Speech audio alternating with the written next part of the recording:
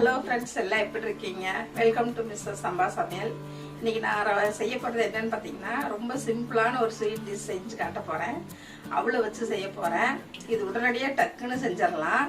குழந்தைங்களும் நல்லா விரும்பி சாப்பிடுவாங்க. நவராத்திரி 8வது நாள் முன்னிட்டு நான் இன்னைக்கு அவள் வச்சு ஒரு ஸ்வீட் செஞ்சு காட்டுறேன். அது தேவையான பொருள் என்னன்னு பார்க்கலாம். வீடியோக்குள்ள போகலாம் வாங்க.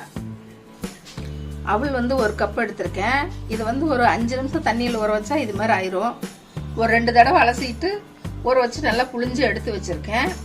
இது கூட மிக்ஸ் பண்ண வந்து நாட்டு சக்கரை எடுத்திருக்கேன். தேங்காய் துருவி இருக்கிறேன். அவ்வளோதான் தேவையான பொருள். அவள் வந்து தண்ணி இல்லாமல் நல்லா இப்படி ஒண்டை புளிஞ்சு இப்படி வச்சிருங்க. கொஞ்ச நேரம் இப்படி தட்டில் பார்த்தி வச்சிங்கன்னா இந்த ஈரம்லாம் உணர்ந்துடும். அதுக்கப்புறம் நம்ம நாட்டு சக்கரை போட்டால் தான் நல்லாயிருக்கும். இதுக்கு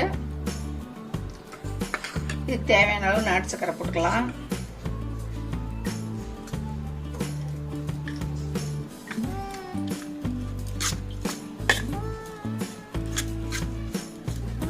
எல்லா பக்கம் படுற மாதிரி நல்லா இப்படி கிளறி விட்டுருங்க. இதுக்கு மேலே நம்ம தேங்காய் துருவல் போட்டுக்கலாம். சின்ன டிஷ் தான், இருந்தாலும் ரொம்ப டேஸ்டாக இருக்கும். எல்லாரும் விரதத்துக்கு வந்து இது செஞ்சு சாப்பிடுவாங்க. ஒவ்வொருத்தரும் இதில் வந்து வாழைப்பழம் போட்டு பிணைஞ்சு சாப்பிட ஆசைப்படுவாங்க. நம்ம குழந்தைங்களுக்கு பிரசாதமாக கொடுத்தோம்னா இப்படி கொடுத்தா தான் நல்லாயிருக்கும். நம்ம வீட்டில் வேறு யாராவது சாப்பிட்றதுனா வாழைப்பழம் போட்டு பிணைஞ்சு சாப்பிட்டா ரொம்ப டேஸ்ட்டாக நல்லாயிருக்கும். அவ்வளோதான், செஞ்சாச்சு, ரெடி பண்ணியிருக்கேன். 2 நிமிஷத்தில் ரெடி பண்ணியாச்சு. ஒரு பவுலில் போட்டுடலாம்.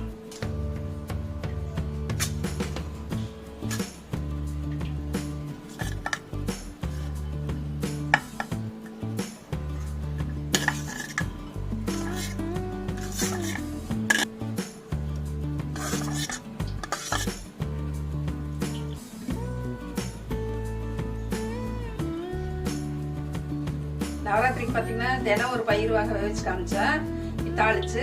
இப்போ வந்து ஒரு ஸ்வீட் வந்து டக்குன்னு செய்யக்கூடியது, ரொம்ப சத்து இருக்கு. அவள்லையும் குழந்தைங்களும் விரும்பி சாப்பிடுவாங்க, பெரியவங்களும் விரும்பி சாப்பிடுவாங்க.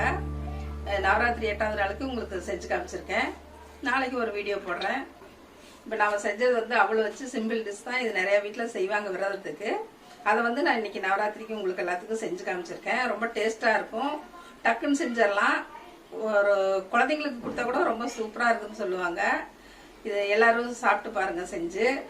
இந்த ரெசிபி பிடிச்சதுன்னா மிஸ்டர் சம்பா சமையலுக்கு சப்ஸ்கிரைப் பண்ணுங்க. மறக்காம பெல் பட்டன் கிளிக் பண்ணுங்க. உங்க ஃப்ரெண்ட்ஸுங்களுக்கு ஷேர் பண்ணுங்க. தேங்க்யூ.